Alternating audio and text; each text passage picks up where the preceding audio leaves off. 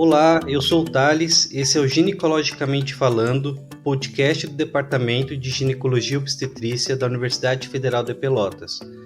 Vamos falar de temas importantes na área da ginecologia e obstetrícia e assuntos importantes do dia a dia na saúde da mulher. Bom, quem não conhece ou tem algum familiar que padeceu de diabetes mellitus, uma doença cada vez mais presente em nossa sociedade. O medo fica ainda maior para algumas gestantes que se deparam com esse diagnóstico de diabetes na gestação. Oh, e agora? Por que isso está acontecendo comigo? O que eu posso fazer para curar? E o meu bebê, como vai ficar? Essas são algumas dúvidas que surgem na cabeça das gestantes. Para nos ajudar a compreender essa doença, minimizar os medos e dar um norte a respeito dessa perspectiva dessa doença, de como é possível tratar ou prevenir, estamos hoje aqui com a doutora Letícia, graduada pela URGS, fez residência no Hospital de Clínicas de Porto Alegre, doutora em endocrinologia pela URGS. Doutora Letícia, muito bem-vinda, obrigado por ter aceito esse convite para conversar sobre diabetes mellitus na gestação conosco. Fica aqui o meu agradecimento de toda a equipe do Ginecologicamente Falando. Olá, é um prazer poder falar desse assunto do diabetes na gestação com vocês e esclarecer todas as dúvidas, que eu puder, trazer todas as informações técnicas aqui hoje. Perfeito. Vamos lá com a primeira pergunta. Doutora Letícia, o que é a diabetes gestacional? Ela é diferente da diabetes pré-existente? Como é que funciona? Sim, são situações diferentes. O diabetes gestacional, ele é definido como a hiperglicemia, o aumento da glicose detectado pela primeira vez na gestação. Isso significa que, então, as mulheres que já tinham hiperglicemia previamente, pré-existente à gestação, não se enquadram nessa definição de diabetes gestacional, Então, o diabetes gestacional, ele se define assim: mulheres com valores acima de 92 no jejum, ou outros valores, que nós vamos conversar depois, na gestação, sendo que essas mulheres tinham glicose normal antes de engravidar. E por que cada vez mais os atendimentos nos ambulatórios a gente se depara com mais diagnóstico da diabetes mellitus gestacional, ou DMG, como a gente fala, né? Isso é uma realidade mesmo. Um dos maiores estudos internacionais traz uma prevalência de diabetes gestacional atualmente perto de 17, 18%. E numa estimativa brasileira, esse número se repete. Cerca de 18% das gestantes apresentam o diagnóstico de diabetes na gestação, diabetes gestacional. E isso vem acontecido basicamente por dois motivos, O aumento da obesidade e fatores relacionados, como dieta inapropriada, falta de exercício físico, sedentarismo, E o outro fator é a mudança do critério diagnóstico para valores mais baixos, então detectando mais mulheres. Então, esses são os dois principais fatores, obesidade e mudança do critério diagnóstico. E aproveitando essa pergunta, como é que nós fazemos o diagnóstico da DMG? Então, eu citei anteriormente que o valor no jejum maior ou igual a 92 da glicemia no sangue já faria o diagnóstico, Então, a mulher inicia o seu pré-natal e no primeiro trimestre é realizada a dosagem da glicemia de jejum, com o intuito principalmente de detectar mulheres que já tinham diabetes pré-existente e não sabiam. Mas já nesse primeiro trimestre, se a gente encontra uma glicemia maior ou igual a 92, nós já temos que, então, pensar no diabetes gestacional. Embora esse diagnóstico precoce no primeiro trimestre, ele ainda seja debatido. O diagnóstico mais comumente ele é feito entre 24 e 28 semanas, em mulheres que tinham, então, a glicose completamente normal e que vão ser submetidas entre 24 e 28 semanas ao que nós chamamos de teste oral de tolerância à glicose. O que é isso? É uma mulher que vai coletar um exame de glicemia em jejum e vai ingerir 75 gramas de glicose, É um líquido que é oferecido no laboratório. E aí é coletada a glicemia 1 hora e 2 horas posteriormente. Se o valor em 1 hora for maior ou igual a 180, ou em 2 horas maior ou igual a 153, também é realizado o diagnóstico de diabetes gestacional. Qualquer um desses três pontos já é suficiente para o diagnóstico. Mais recentemente, com a pandemia do Covid, também vem sendo considerado um outro exame para o diagnóstico. Embora ele não seja o padrão, ele não é o mais recomendado, mas nós também temos considerado que para não submeter as mulheres a 2 horas de laboratório, se nós coletarmos uma glicemia de jejum e uma hemoglobina glicada, e essa hemoglobina glicada vier maior ou igual a 5,7, nós também podemos considerar esse diagnóstico. Ali na segunda pergunta, a senhora pincelou a resposta que eu gostaria que a senhora desse nessa pergunta que eu vou fazer agora. Mas eu gostaria que a senhora esmiuçasse um pouquinho. Seria o seguinte, a diabetes na gestação, ela é uma epidemia ou os critérios diminuíram, ou ficaram mais rígidos a ponto da gente ter mais diagnóstico? A senhora poderia esmiuçar isso um pouquinho? Sim, eu acho que talvez sejam as duas coisas, né? Como a obesidade hoje é considerada uma epidemia e ela é um dos grandes responsáveis pelo diabetes gestacional, eu te responderia que, na minha opinião, as duas coisas, né? Então, esse excesso de peso em mulheres em idade fértil é um dos responsáveis por esse aumento do número de casos, mas sim, os critérios, eles baixaram os valores, né? Então, sim, estão detectando mais mulheres, o valor está mais rígido, né? Então, sim, a minha resposta para a tua pergunta são os dois fatores. Ótimo. A paciente que ela tem diabetes mellitus na gestação, ela no futuro, ela tende a ser diabética ou vai persistir essa diabetes na mulher que teve esse diagnóstico na gestação? Então, uma mulher que teve diabetes gestacional, ela pode continuar diabética após o parto, embora isso seja menos comum. Cerca de 90% ou até mais das gestantes normalizam a glicemia após o parto. Mas então, não é 100%. Então, sim, algumas mulheres já podem continuar hiperglicêmicas após o parto, então continuando diabéticas. Mas é muito importante salientar que mesmo as mulheres que normalizaram a glicemia nesse pós-parto imediato, elas apresentam um risco futuro mais alto de desenvolver diabetes no futuro. Então, como que a gente faz? A gente realiza teste de triagem para diabetes com glicemia ou outro teste, né, glicemia de jejum ou outro exame, a cada 1 a 3 anos. Então, isso varia conforme o fator de risco. Mulheres muito obesas, com ovários policísticos, história familiar de diabetes, devem ser triadas anualmente, né? Mulheres com menos fatores de risco podem realizar esses testes de triagem para diabetes a cada 3 anos, por exemplo, né? Mas todas elas têm que fazer exames nos anos subsequentes, porque sim, existe um risco aumentado de diabetes no futuro. Perfeito. E a senhora falou em riscos. A senhora pode citar quais são os fatores de riscos para diabetes mellitus na gestação? Se é só as pacientes mais gordinhas ou aquela paciente que pratica atividade física, que tem a sua saúde física em dia, ela também pode ter? Como é que funciona isso? Então, o excesso de peso provavelmente é um fator de risco muito importante, mas não é só isso. Como eu falei anteriormente, então, síndrome dos ovários policísticos, história familiar de diabetes na mãe, na irmã, no pai, né? Hipertensão, ter tido diabetes gestacional numa gestação anterior, dislipidemia e outros fatores de síndrome metabólica, né? Então, sedentarismo, todos esses são fatores de risco para diabetes na gestação. E quais são os sintomas da diabetes gestacional? O diabetes gestacional ele é definido por valores relativamente baixos de glicose, baixos do ponto de vista de sintomas. Então, o que eu quero dizer é que elas têm que ser triadas e buscadas ativamente por nós médicos, essas mulheres com diabetes gestacional, porque elas não têm absolutamente nenhum sintoma. O diabetes propriamente dito, né, o diabetes overt, ou o diabetes tipo 1 ou tipo 2, esses sim alcançam valores bastante elevados a ponto de trazer sintomas como poliúria, polidipsia, perda de peso, mas o diabetes gestacional ele não traz sintomas.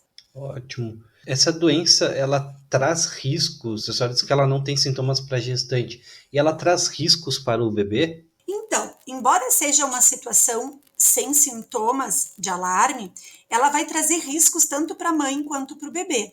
Para a mãe, nós já falamos anteriormente, né? Um dos riscos é o aumento do risco de se tornar diabética no futuro. Além disso, essa mãe, durante a gestação, pode desenvolver hipertensão gestacional, pré-eclâmpsia, ser mais frequentemente submetida a uma cesariana, né? Mas respondendo à tua pergunta, os riscos para o bebê são de crescimento excessivo, né? Um bebê que nasce grande para a idade gestacional ou macrossômico. Esses bebês também podem ser mais frequentemente colocados em UTI, eles podem necessitar de uma internação em UTI neonatal mais frequentemente. Aumento da bilirrubina neonatal, hiperbilirrubinemia neonatal.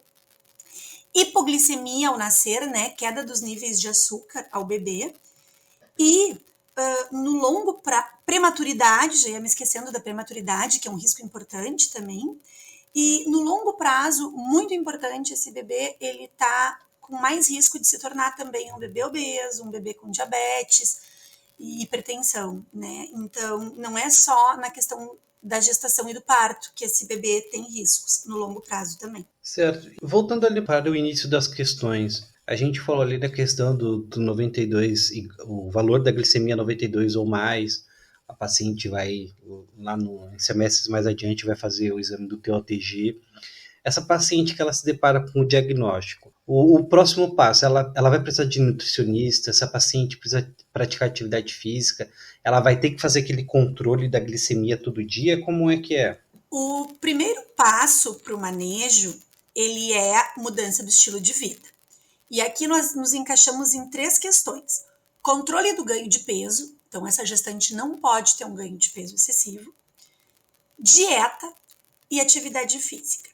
Essa dieta ela deve ser dada por uma pessoa especializada em gestação, seja uma nutricionista ou um endocrinologista, porque essa dieta ela não é uma dieta comum, ela é uma dieta que tem que ser apropriada para o controle glicêmico, mas também para um controle da nutrição materna e fetal. Hoje em dia a gente recomenda restrição moderada de carboidratos, cerca de 40%. Nós encontramos literatura que é 45% de carboidrato. A Associação Americana de Diabetes esse ano trouxe 35% de carboidratos, né? Então ela é uma restrição moderada de carboidratos. E esses carboidratos, eles devem ser carboidratos saudáveis, né? Ricos em fibras, com baixo índice glicêmico. Lembrando que esse carboidrato ele deve ser ingerido, né? Frequentemente eu vejo as mulheres cortando quase completamente o carboidrato e isso está errado. Então, é uma restrição moderada. O bebê e a mãe precisam de carboidratos, né? Então, essa é a dieta que nós mais comumente aplicamos. E a atividade física, ela também deve ser realizada, lembrando que essa conduta tem que estar em conjunto com o obstetra, porque não deve haver contraindicação obstétrica para essa mulher, essa gestante, praticar atividade física. Ela não precisa, eu brinco, né, que ela não precisa virar uma atleta na gestação, se ela praticar de 20, 30 até 40, 50 minutos, 4, 5 vezes por semana, de atividade física leve a moderada, nós já atingimos o nosso objetivo de atividade física. Sobre o HGT, que é o hemoglicoteste, né, a medida da glicemia capilar, sim, elas têm que fazer a medida. Então, como é que funciona isso? As gestantes começam a atividade física e a dieta, e nós vamos monitorar a glicemia capilar antes e após as refeições. Os valores a serem atingidos, então, antes, em jejum, antes do café da manhã, é abaixo de 95. Se ela monitorar 1 hora após o alimento, esse valor não deve passar de 140. E 2 horas após a refeição não deve passar de 120. Tanto faz monitorar 1 ou 2 horas após a refeição. Uma opção para quem não quer fazer o teste de glicemia na ponta do dedo é colocar o Libre, o Freestyle Libre, que é um aparelho que mede a glicose intersticial de forma contínua.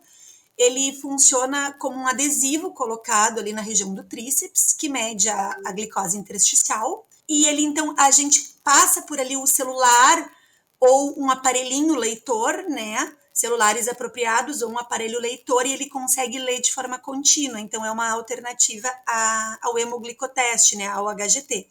Mas alguma forma de monitorização tem que ter, ou o Libre ou o HGT. O Libre é muito caro, doutora Letícia? Ele custa cerca de R$230, R$240 cada leitor.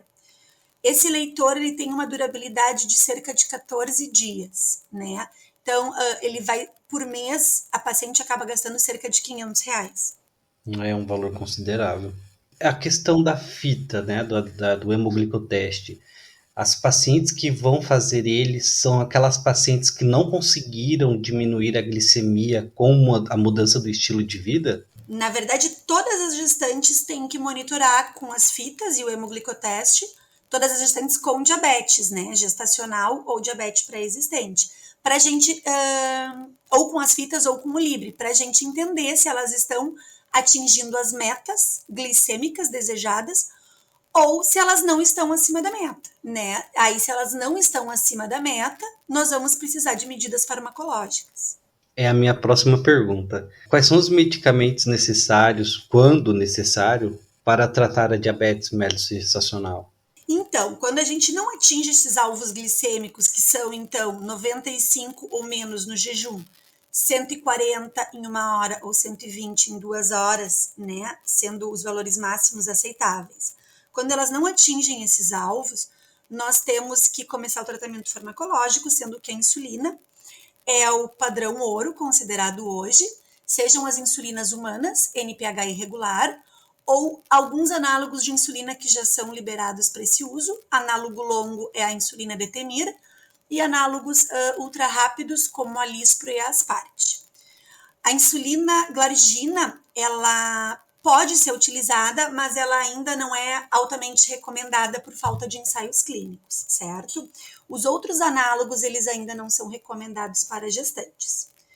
Sobre outros remédios, nós podemos utilizar, sim.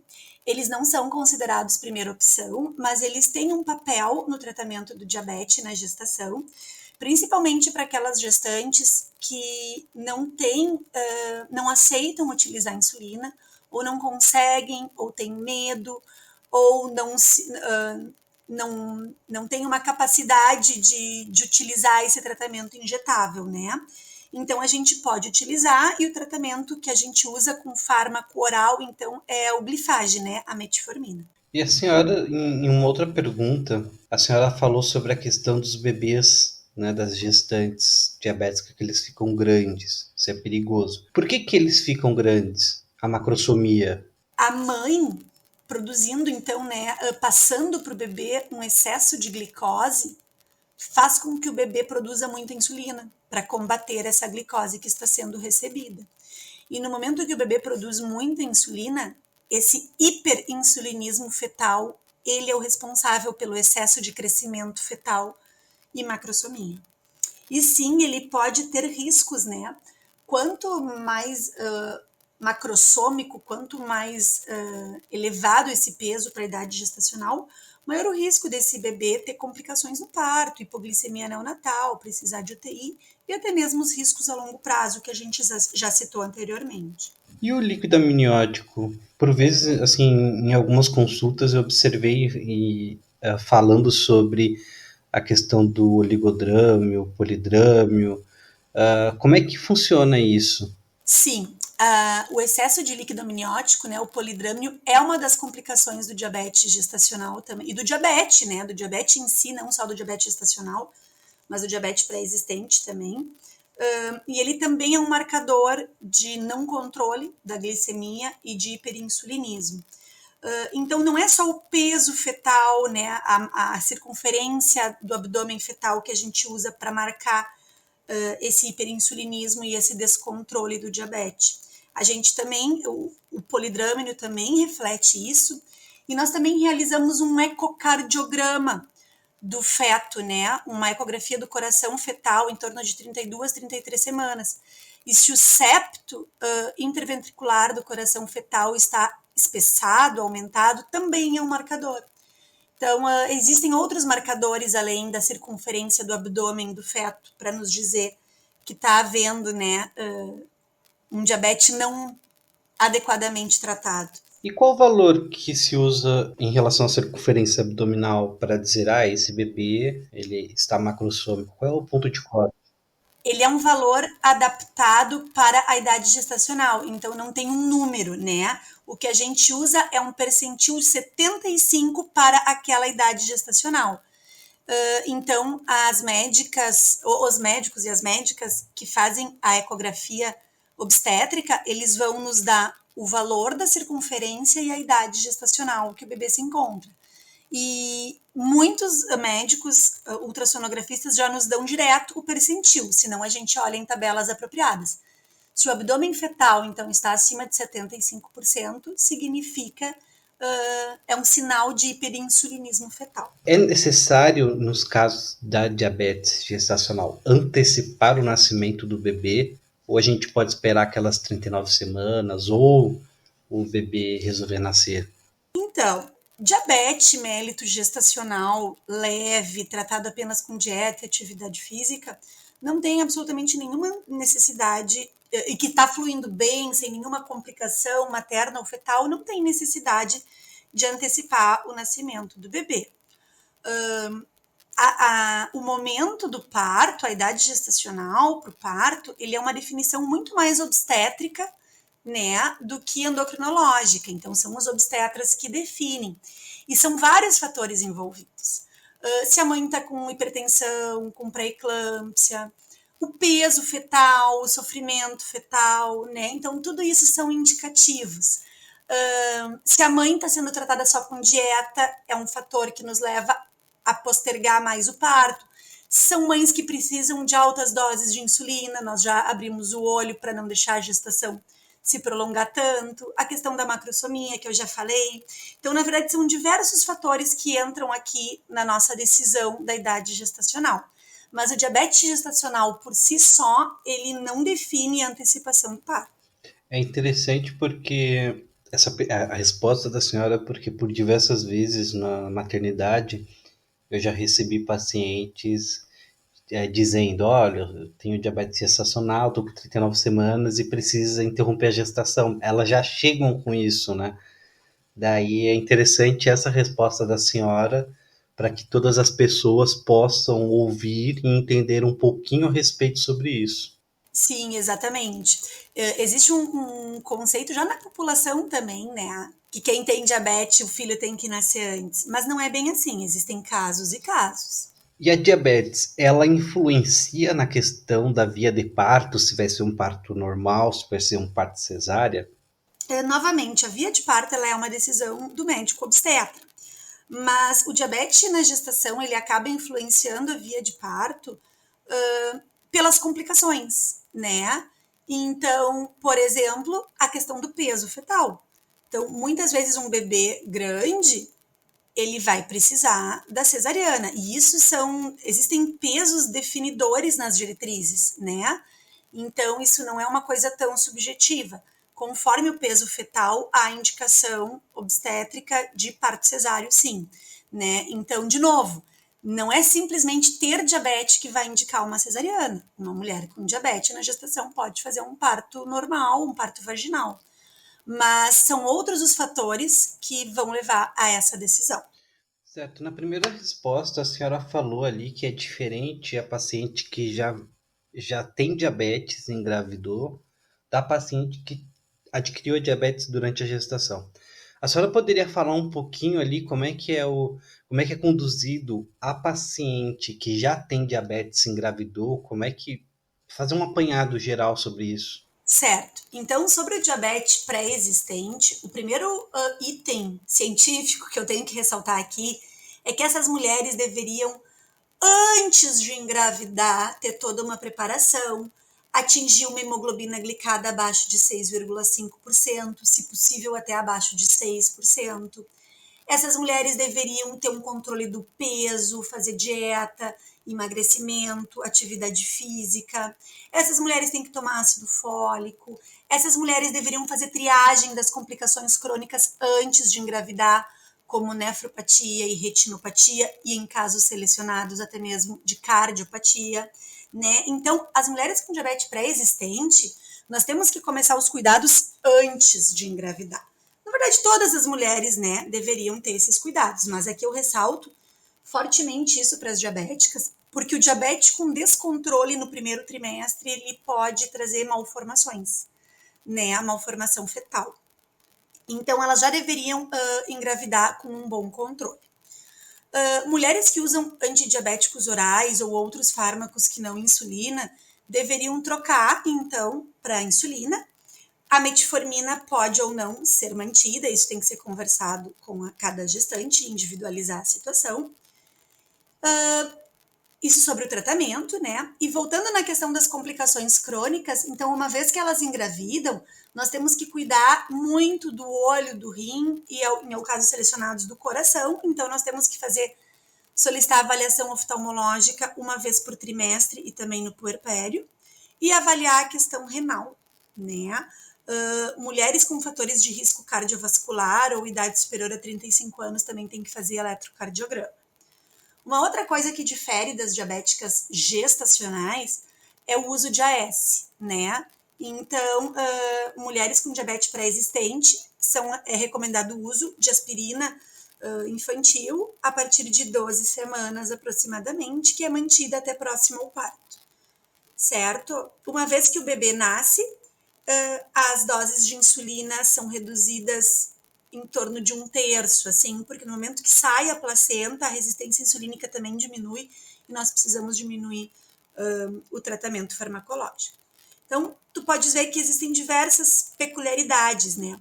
Uma coisa interessante é que geralmente as mulheres com diabetes pré-existente, elas muito frequentemente trazem outras complicações, assim. Elas muitas vezes já têm hipertensão, elas já têm outras doenças que também vão precisar ser acompanhadas, né? Então, muitas vezes o diabetes pré-existente, ele não vem sozinho. Então, acho que num apanhado geral, são mais ou menos essas as diferenças. Lembrando que o diabetes pré-existente, então, ele tem um mais alto risco de complicações maternas e fetais do que o diabetes gestacional. Ótimo. Para finalizar, eu gostaria que a senhora nos dissesse, assim, a sua ideia de como que nós poderíamos fazer uma prevenção para que a gente possa diminuir o número de casos de DMG, o que nós podemos fazer na pré-concepção da paciente, como é que a gente pode orientar elas, e até um recado para as pacientes que desejam engravidar, que estão ouvindo o nosso episódio, ou para quem conhece alguém que queira engravidar. O que a senhora teria a nos dizer, doutora Letícia? A grande prevenção do diabetes gestacional é realizada com emagrecimento, dieta e atividade física antes de engravidar. De uma maneira extrema, eu vou te dar o exemplo das mulheres com obesidade grau 3 e grau 4 que fizeram cirurgia bariátrica. Em comparação com as que não realizam cirurgia bariátrica, a taxa de diabetes na gestação é infinitamente menor nas que fizeram cirurgia bariátrica e engravidaram após o emagrecimento. Então, claro, isso dando um exemplo extremo, né? Mas em todas as situações, mulheres que conseguem fazer atividade física, dieta e emagrecimento, o risco diminui, o risco de diabetes na gestação diminui. Então, esse é o grande recado, né? Planejar a gestação.